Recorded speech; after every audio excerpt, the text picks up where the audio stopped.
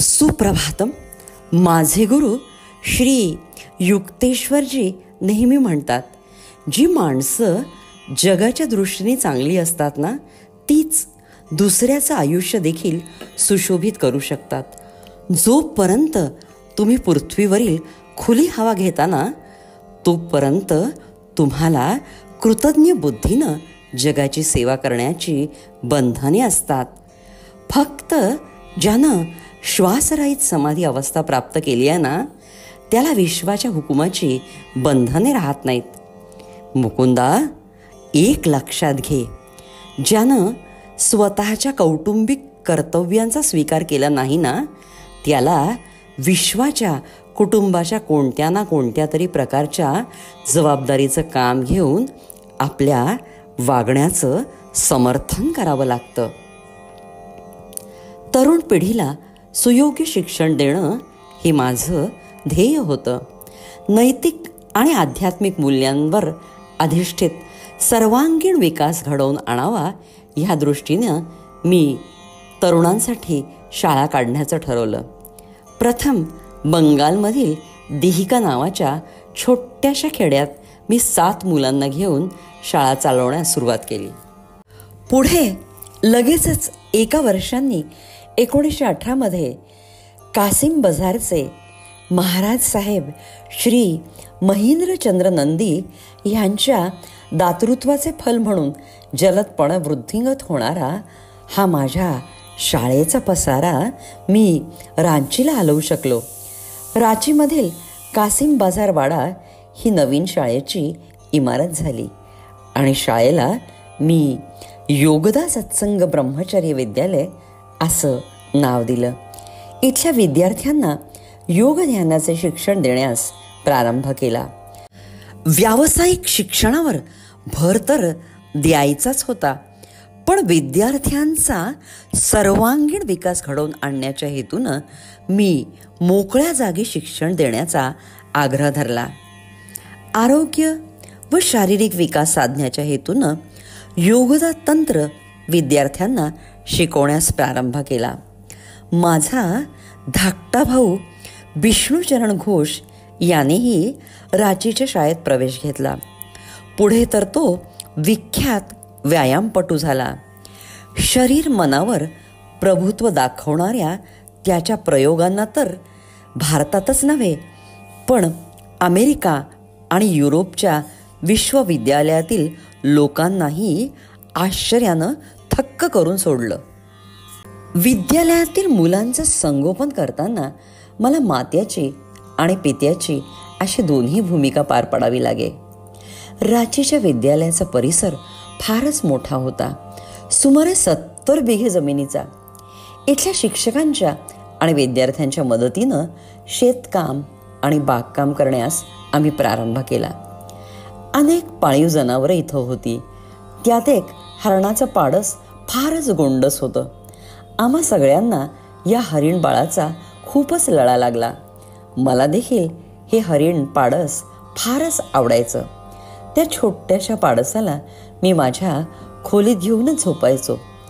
पहाटेच्या वेळी मी उठल्याबरोबर ते पाडस माझ्या बिछाण्याजवळ यायचं, अगदी डोलदार उड्या मारत, आणि माझ्याकडनं खूप कुरवाळून घेतल्याशिवाय कधीच खोलीच्या बाहेर पडायचं नाही.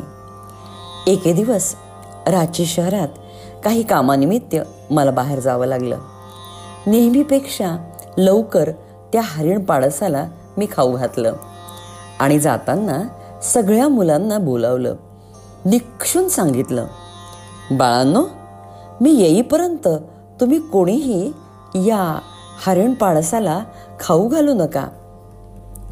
पण आज्ञा पाळतील तर ती मुलं कसली?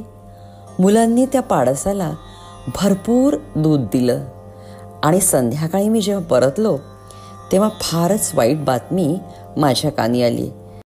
खूप खाऊ घातल्यानं ते हरिणबाळ अगदी मरायला टेकलं होतं. माझ्या तर पायाखालची जमीनच सरकली. डोळ्यात अश्रू उभे राहिले. त्या मरणोन्मुख पाडसाला त्याचा जीव वाचवण्यासाठी मी ईश्वराजवळ करुणा भाकली. परमेश्वरा, ह्या पाडसावर कृपा कर आणि त्याला वाचव. आश्चर्य म्हणजे काही तासानं त्या पाडसानं आपले डोळे उघडले आणि अशक्तपणे चालण्यास सुरुवात केली. अख्ख्या शाळेनं अगदी आनंदोत्सव मनवला. त्या रात्री मात्र मला एक गहन धडा मिळाला. रात्री 2 वाजेपर्यंत मी त्या पाडसाच्या जवळच होतो. नंतर मला झोप लागली.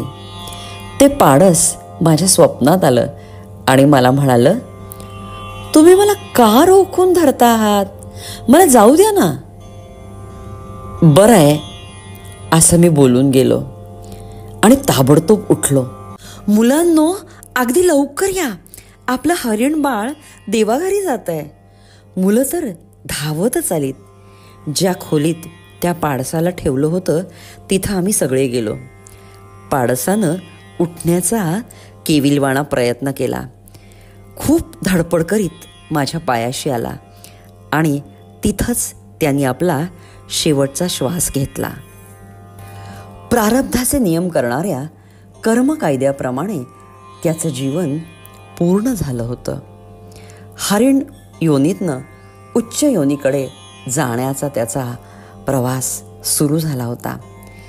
त्याच्याबद्दल माझ्या मनात असणाऱ्या तीव्र आसक्तीमुळे आणि माझ्या कळकळीच्या प्रार्थनेमुळे मी त्याला हरिण योनीमध्येच डांबून ठेवू इच्छित होतो. त्या हरिण आत्म्यानं माझी परवानगी स्वप्नात मिळवली आणि परवानगीखेरीज तो कुडीतून बाहेर पडू इच्छित नव्हता. त्या आत्म्याची विनंती मी मान्य करताच ते हरिण तत्क्षणी मरून पडलं.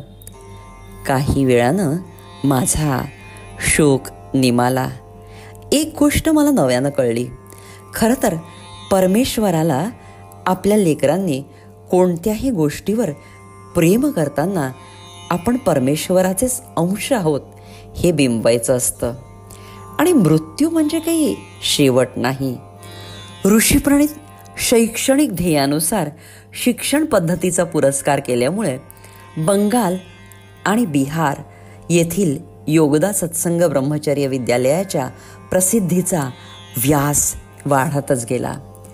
भारतीय वैभवाच्या ऋषी, मुनी आणि प्राचीन द्रष्टे यांचे आदर्श प्रतिनिधी असणाऱ्या परमहंस योगानंदांना आणि त्यांच्या गुरु परंपरेला माझे कोटी कोटी प्रणाम.